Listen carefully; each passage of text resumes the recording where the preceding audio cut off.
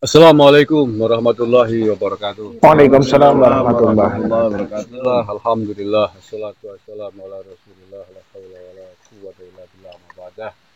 Saudara-saudaraku sebangsa setanah air yang saya cintai, saya banggakan, eh, pada sore hari ini kita semua sedang berkumpul di Bukit Tengtung, Bukit Tengtung di lereng Gunung Slamet, Banyumas, Jawa Tengah. Bersama kami ada beliau Abah Kiai Syarif Rahmat, ada Gus Fakih, ada Diningrat, ada Nanzen, ada Gus Hasan, Pak Hayun, dan banyak ini. Hadiah saudara, Mas Amin. Alhamdulillah ditakdirkan untuk bertemu, berkumpul bersama. Nah, mumpung kita sedang bersama-sama bareng-bareng, kita akan membicarakan beberapa hal yang mungkin penting, negatif gitu, terkait dinamika yang hari ini terjadi di tanah air, khususnya di lingkungan Nahdlatul Ulama di antaranya nih Pak.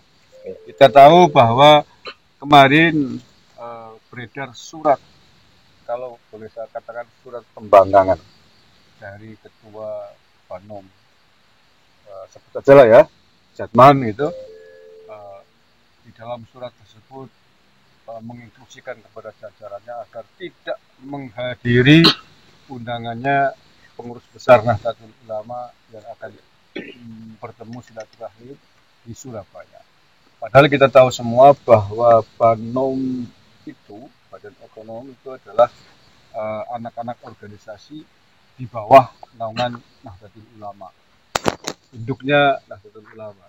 Jatman Banom, Fatayat Banom, Muslimat Banom, Kebeantor, Ibnu Irenu, dan seterusnya. Mestinya adalah lembaga-lembaga yang harus tunduk patuh kepada induknya NU. Nah, ini ada fenomena seperti ini, yakni Banom Jatman yang secara terang-terangan mengatakan agar tidak mengikuti undangan PBB. Nah, mungkin ini yang akan diantaranya yang akan kita diskusikan.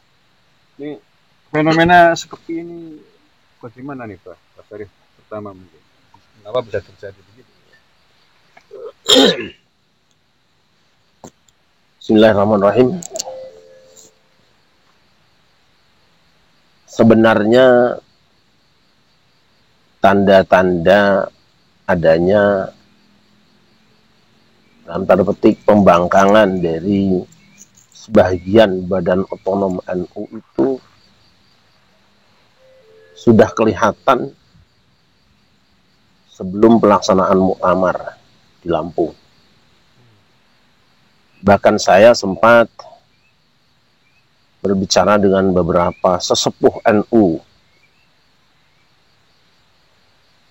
bahkan dari sebagian dari PBNU, tentang isyarat-isyarat ini. Nah, kemudian apa yang sempat kami bicarakan itu muncul di muktamar, yaitu melalui pemilihan Tanfidiyah dan Syuriah. Menarik bahwa ketika ada calon Syuriah yang kemudian tidak terpilih, kemudian malah membuat organisasi baru. Saya tidak akan sebut organisasinya. Dan yang dipakai semua adalah warga NU. Jelas ini adalah, kalau kasarnya, gembosi NU. Nah, seiring dengan munculnya polemik nasab, sebagian orang atau ada orang di wadah itu yang mungkin merasa tersentil oleh polemik nasab ini karena memang berhubungan nasab.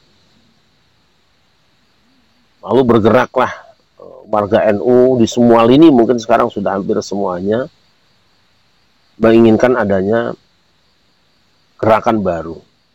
Setelah diketahui adanya pemalsuan sejarah Jatman, ini kita buka saja. Saya sudah bicara dengan Kiai Khalwani tahun 2015 kalau tidak 19 tentang ini, dan beliau sudah langsung berbicara. Saya bilang bahwa kalau memang benar ada kecurigaan atau dugaan adanya penyimpangan itu, coba diklarifikasikan, dibicarakan langsung, motivasinya apa. Nah, apakah ini sifatnya hanya kesalahpahaman atau apa? Nah, naiklah. Karena isunya sudah melebar, sekarang kemudian Jatman menjadi berita besar dan ada inisiatif dari PBNU untuk melakukan klarifikasi, tabayun. Wajibnya orang yang dalam tanda petik ya dituduh, itu tabayun. Itu wajib. Bukan dengan diam. Atau dengan menghindari pertemuan dengan orang-orang yang menginginkan kejelasan dan penjelasan. Ini melengkapi dua lagi masalah di NU yang besar, yang ini sangat merugikan. Nanti saya kira itu akan kita sebut ya, ada dua masalah lagi yang cukup besar, yang ini kalau tidak segera ditangani akan menjadi masalah besar. Saya kira tidak ada alasan atau ekstrimnya tidak ada hak orang untuk menolak undangan PBNU. Karena memang tujuannya klarifikasi. Kalau memang kita benar, apapun yang akan dilakukan orang tidak akan takut kita. Kalau benar. Masalahnya adalah sikap diam selama ini memang disimpulkan oleh warga NU, berarti tuduhan selama ini tentang adanya pemalsuan itu benar adanya. Wajar ketika warga NU sudah bergolak seperti itu, PBNU mengambil inisiatif untuk mempertemukan antara penuduh dan tertuduh. Apapun hasilnya, jujurlah kalian semuanya. Apalagi kalian adalah orang-orang yang katanya bergerak di bidang sufi. Jangan sampai seperti saya bilang sufi jadi sumber fitnah. Ya, ini kita harus ungkap ini semua. Janganlah punya rasa apa-apa. Ya, kita merasa sebagai orang tua, tunjukkan jiwa tuamu. Kalau Anda orang bijaksana, tunjukkan mana bukti bijaksanamu. Jangan dengan melemparkan sikap yang membuat masalah tidak selesai-selesai. Saya kira itu. Ini harus selesai. Dan kita semua mengharapkan sebagai warga NU mungkin ya, ingin bulan ini juga selesai lah. Karena nanti pelantikan presiden harus sudah tidak ada masalah ini lagi. Gitu? Oke, saya kira itu. Gus Wage, Gus Wage. Baik, bismillahirrahmanirrahim. Kalau menurut saya memang polemik nasab ini memang pintu dari semua terbongkarnya kejahatan dari klan Ba'alwi Yaman ini. Karena apa? Karena mereka ini kan lakunya kan hanya di NU, di Persis, Muhammadiyah, apalagi Al-Irsyad, mereka jelas nggak laku.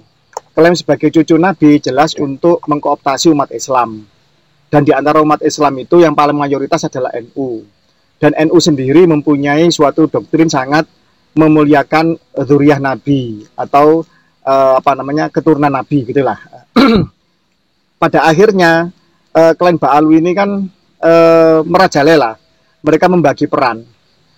Saya sepakat dengan 15 tahun yang lalu kakang mas saya Kiai Sarif Rahmat ini sudah menyampaikan bahwa lihat nanti mereka ini membagi peran dan membagi orang di setiap lini. Ada yang bermain kasar di FPI, ada yang bermain sok moderat, ada yang bermain solawatan, nyanyi-nyanyi kan begitu. Konser, ya konsernya sambil ndawir. Ada yang mepet kiai-kiai yang alim, dan tentu saja yang paling berbahaya adalah yang berwajah moderat, yang menyusup ke Nahdlatul Ulama itu sendiri, apalagi kemudian berhasil membelokkan sejarah ahli Thariqah, Jatmi ke Jatman, jamnya ahli Thariqah Yaman, dan mengglorifikasi suatu Thariqah yang sama sekali sebenarnya baru muncul dan terputus, yaitu Thariqah Alawiyah. Bani Alawi bin Ubaidillah membuat Thariqah Alawiyah seolah-olah sebagai Thariqah yang mewakili keturunan Imam Ali. Padahal dari Alawi bin Ubaidillah yang hingga kini belum pernah mendapatkan keabsahan nasab dari nakobah manapun. Itu. Nah, ini si mereka-mereka yang penjahat yang mencoba untuk mengkooptasi umat Islam dan Nahdlatul Ulama ini, yang paling berbahaya adalah mereka yang berwajah moderat, yang menyusup ke dalam NU, terus mengacak-acak dari dalam, bahkan juga nun sewu, mereka masuk ke lini-lini pemerintahan. Sampai kemudian seorang penjahat pemalsu makam, ratusan makam, termasuk dari Trah Mataram yang paling banyak dan masif dan terbongkar, itu sampai menjadi one team press gitu loh. Ini kan fatal. Padahal presidennya itu adalah Trah Mataram, kan begitu. One team pressnya yang memalsukan sejarah bahkan makam-makam Mataram. Semua orang tahulah bahwa KRT Sumodiningrat itu siapa. Isbatnya kuat, catatan sejarahnya kuat, baik internal maupun eksternal. Seorang yang syahid gugur di peristiwa Sipehi menjadi bin Yahya, dan kemudian yang di Semarang Syekh Keramat Jati menjadi bin Yahya juga, yang seolah itu menjadi bagian dari KRT Sumodiningrat yang diputarbalikkan dengan yang di jajaran Jogja itu. Jadi penjahatnya satu, ya sekarang si pimpinan Jatman ini yang sekarang membangkang terhadap perintah PBNU. Sebagai Banom wajib untuk patuh kepada induknya. Apabila tidak patuh, apa sih yang ditakutkan? Copot aja, pecat aja, buat aja muktamar luar biasa. Atau kalau perlu bekukan organisasi itu, buat yang baru. Anggaplah mereka pembangkang, mereka mufarokoh dari NU, mufarokoh dan buhut, maka hukumnya wajib diberantas. Tidak ada kata lain. Di dalam ideologi kita Nahdlatul Ulama, Ahlussunnah wal Jamaah Nahdiyah kita, itu sangat diharamkan buhut. Baik buhut kepada negara atau kepada organisasi. Hukumnya kalau bukan kepada negara wajib diperangi. Kalau kepada organisasi ya wajib dipecat. Apa yang ditakutkan? Kan begitu. Kalau kiai-kiai kita, elit-elit kita masih bermental inlander, masih bermental penakut, masih bermental rendah diri di hadapan itu Yahudi Yaman itu, mohon maaf karena kita bicara genetik ya. Maka bagaimana dengan nasib rakyat yang di bawah, yang didatangi kemudian tiba-tiba sholawatan, jual minyak 10.000, minyak wangi menjadi 2 juta dan seterusnya, melakukan pendawiran, merampas, kejahatannya jelas gitu loh, jejak kejahatan jelas, dan itu sudah tersebar sangat masif. Jadi mereka tidak saja mengaku cucu Nabi, tetapi juga melakukan kejahatan. Bagi kita warga Nusantara, terserahlah mau ngaku keturunan siapa, asal jangan mencoba-coba untuk melakukan kejahatan atas nama itu kepada warga pribumi Nusantara. Saya pikir itu yang harus dibutuhkan. Kesimpulannya adalah PBNU harus bersikap tegas, karena kalau ini masih dibiarkan, kanker itu nanti akan menggerogoti yang lain. Itu aja. Bagi saya sesimpel itu. Jadi memang saya sepakat harus PBNU harus bersikap tegas, karena Jatman itu Banom tidak memiliki otoritas lebih besar daripada induknya Nahdlatul Ulama. Jadi kalau saya sepakat, seharusnya PBNU secepatnya memecat ketua atau SM Jatman hari ini, karena sudah melakukan pembangkangan yang nyata dengan surat itu, kan itu bukti bahwa dia membangkang. Kalau kemudian membuat wadah baru, menurut saya malah jadi mereka punya besar kepala, punya seolah-olah rumah yang kita ambil itu diikhlaskan gitu. Kalau menurut saya jangan rumahnya orangnya dibuang dari rumah. Lawan intinya gitu ya. Ya menurut Abbas Sarif gimana solusinya ketegasan itu? Ya tegas. Seperti kita meminta orang untuk membangun rumah kita. Kita serahkan material, kita serahkan bahan-bahan. Nah, tapi kemudian tiba-tiba bentuk rumahnya tidak sesuai dengan bestek. Atau bahkan materialnya diangkut ke rumah sendiri. Lalu rumah itu dikasih nama rumah yang tukang bangunan. Sertifikat atas nama dia. Ya, tentu kita sebagai orang yang meminta tukang bangunan tadi, mohon dengan hormat lah, stop sampai di sini dulu. Ini biar diteruskan sama tukang yang lain. Itu kalau normal pikiran kita. Ya. Kalau waras, nggih. Ya, tapi kalau tidak normal malah takut. Wah, jangan-jangan nanti tukangnya malah marah ke saya. Tukang itu kok, tukang urus itu kok, tukang bangunan toh. Karena rumah itu kan milik kita, Harum. Iya. Milik NU. Iya. Kalau kemudian diserahkan kesenangan tuh. Iya. Iya kan, harus usir dong. Cuma kan gini masalahnya, mereka kan melakukan hal licik. Mereka mendaftarkan Jatman itu berdiri sendiri Kemenkumhamnya, tidak sebagai bagian dari Nahdlatul Ulama. Artinya ini kan nanti polemik ini akan masuk ke ranah yang lebih serius di dalam masalah hukum, seperti itu. Bukankah itu perbuatan kriminal? Ya, Karena mengambil yang bukan hak. betul. Dasar hukum Banom NU masuk yang dengan PBNU atau dengan NU sebagai sebuah bagian yang tidak terpisahkan itu ada dasar hukumnya. Artinya kalau ada pihak ketua Jatman atau ketua Ansor, ketua Ibnu dan seterusnya yang masih menjadi Banom, artinya akan melakukan perampasan yang bukan hak. Saya kira berimplikasi hukum nggak apa? Iya, saya sempat bertanya dengan para kiai di grup kiai NU. Sebenarnya hubungan antara Jatman dengan NU gimana sih? Nahdiyahnya itu Nahdlatul Ulama atau Nahdi bin Sumar misalnya gitu loh. Ini harus jelas ini.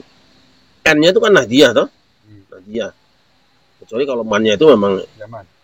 ya itu akan berbeda. Harus tegas kan ada Jatmi, Mi-nya kan Indonesia Mi-nya. Saya tidak menyoalkan soal itu dan mohon maaf lah, saya tidak ingin bicara soal masalah nasab ya, karena sudah selesai toh. Sudah selesai.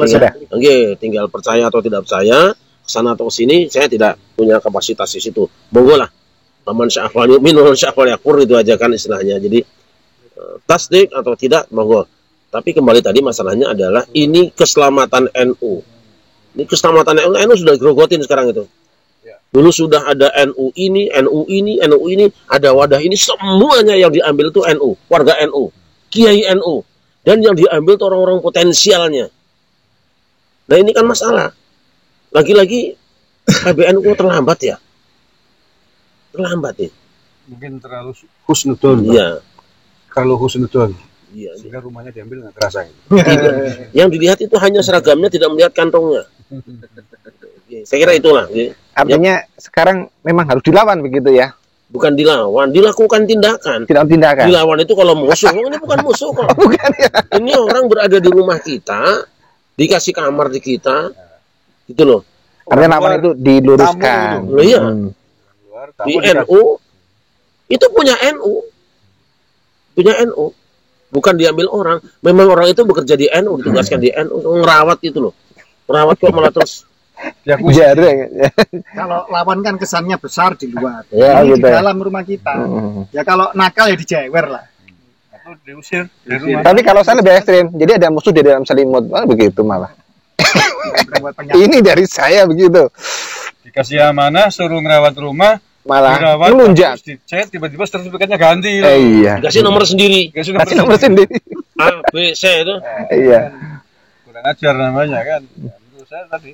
Jangan kita bikin rumah lagi, Gus. Jangan. Usir aja. Rumah kita kok mau ngambil.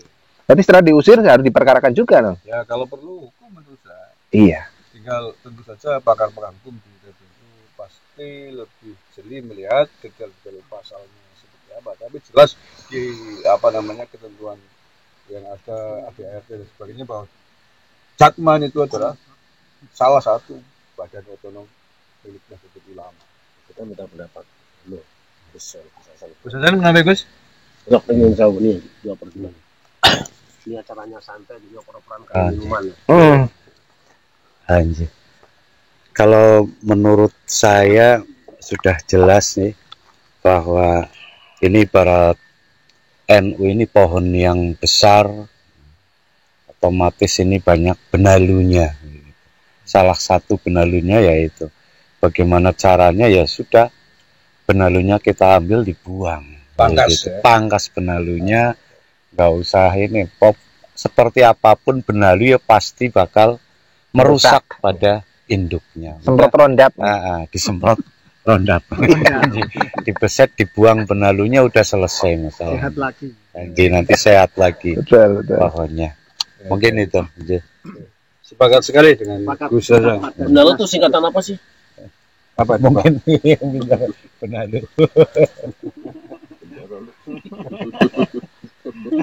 Tapi benar memang tidak ada cara untuk membatas benalu kecuali hanya dengan memangkasnya. Tidak Ya. mungkin pohon, kita merumat berkompromi dengan benar. Tidak ada kompromi dengan perampok di rumah kita. Betul. Kan gitu. Tidak ada musyawarah diskusi dengan perampok di rumah kita. Banyak orang yang tidak tahu bahwa pohon beringin itu benalu. Asalnya menempel di satu pohon, besar, pohonnya mati dan beringin hidup sendiri. Orang banyak tidak tahu bahwa beringin itu adalah bagian dari benalu. Maksud saya begini, ada orang yang bisa besar dengan sendirinya, tetapi dengan cara menginjak tempat dia tumbuh tadinya. Ada kelompok yang bisa besar tapi melupakan tangga tempat naiknya. Ini sangat berbahaya. Malah pohon yang tempat dia tumbuh menjadi mati. Memang ada begitu, Pak. Kita melihat kan bunga anggrek itu benalu kan? Ya. Tapi kadang-kadang bunganya lebih bagus. Ya. Anggrek benalu kan? Pohonnya kering. Yang ditumbangin jelek kan? Anggrek bunganya bagus. Benalu itu benar-benar benar Terlalu. nakal lu.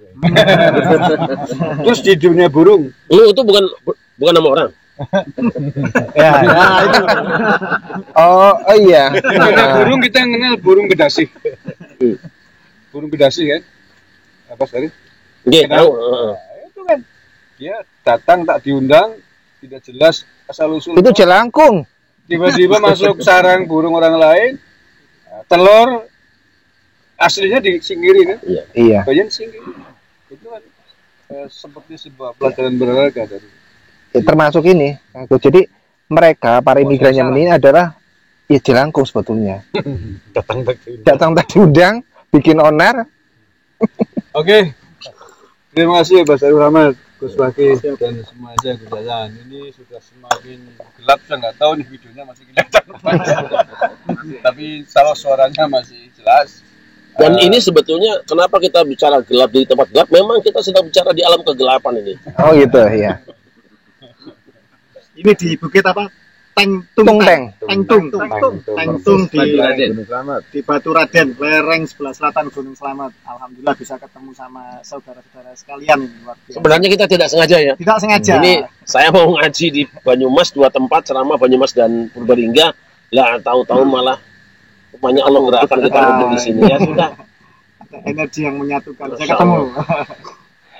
Di sinilah dulu ada kisah Mbah Atas Angin ya. Iya. Atas Angin. Yang bertemu dengan siapa Gus?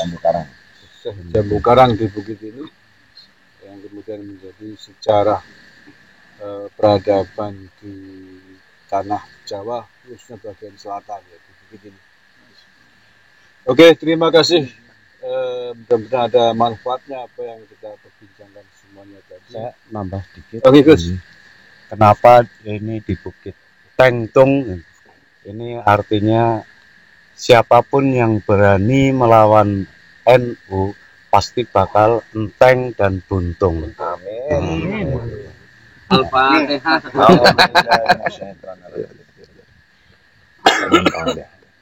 Oh deh. Enteng dan buntung. Habis dan rugi. Rungkat. Rungkat.